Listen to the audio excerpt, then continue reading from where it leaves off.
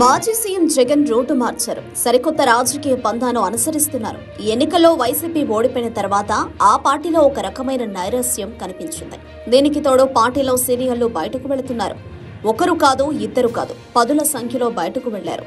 గత 5 ఏళ్ల వైసీపీ ప్రభుత్వంలో కీలక పదవులు అలంకరించిన వారు సైతం పార్టీకి గుడ్ బై చెప్పారు.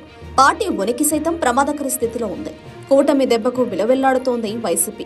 అదే సమయంలో షర్మిల నేతృత్వంలోని కాంగ్రెస్ పార్టీ నుంచి కూడా సవాళ్లను ఎదుర్కొంటున్నారు జగన్. కాంగ్రెస్ కంటే షర్మిల రూపంలోనే ఇప్పటికీ ఇబ్బందులు ఎదురవుతున్నాయి. అయితే ఓటమి నుంచి గుణపాఠాలు నేర్చుకుంటున్న జగన్ ఇప్పుడిప్పుడే తేరుకుంటున్నారు. పార్టీ బలోపేతంపై దృష్టి పెట్టారు. వరుసగా పార్టీ శ్రేణులతో సమావేశమవుతున్నారు. నిత్య సమీక్షలు జరుపుతున్నారు. పార్టీని వేడుతున్న వారి స్థానంలో కొత్త వారిని నియమిస్తున్నారు. ఉన్న వారితోనే రాజకీయం చేసి వచ్చే ఎన్నికల్లో గట్టిగానే దెబ్బ కొట్టాలని చూస్తున్నారు.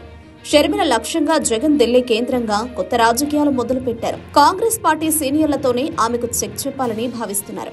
ఇప్పటికే ఆమె నాయకత్వాన్ని విభేదిస్తున్న చాలా మంది కాంగ్రెస్ నాయకులు ఇప్పుడు వైసీపీ వైపు చూస్తున్నారు. వైసీపీ నాయకులు కూటమి వైపు వెళుతున్నారు. అదే కేసులకు భయపడో లేకుంటే మరో రకమైన ఇబ్బందులు వస్తాయనో వెళుతున్న వారే అధికం. అందుకే జగన్ వ్యూహం మారింది. కాంగ్రెస్ పార్టీలో మిగిలిన చిన్న చితక నాయకులను వైసీపీలోకి రప్పించేందుకు ఏర్పాట్లు చేస్తున్నారు. అందులో భాగంగా పీసీసీ మాజీ అధ్యక్షుడు సాకే శైలజానాథ్ వైసీపీలో చేరడానికి సిద్ధపడ్డారు.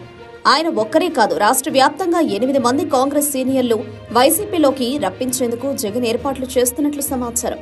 ఈ మేరకు శైలజానాథ్ కు కీలక బాధ్యతలు అప్పగించినట్లు తెలుస్తోంది. కర్నూలు జిల్లాలో జగన్ ను కలిసిన శైలజానాథ్ వైసీపీలోకి వచ్చేందుకు సంసిద్ధత వ్యక్తం చేయగా జగన్ గ్రీన్ సిగ్నల్ ఇచ్చారు. ఆయనతో పాటు మరో 8 మంది సీనియర్లు ఒకేసారి వైసీపీలో చేరేందుకు ఏర్పాట్లు చేసుకున్నట్లు సమాచారం.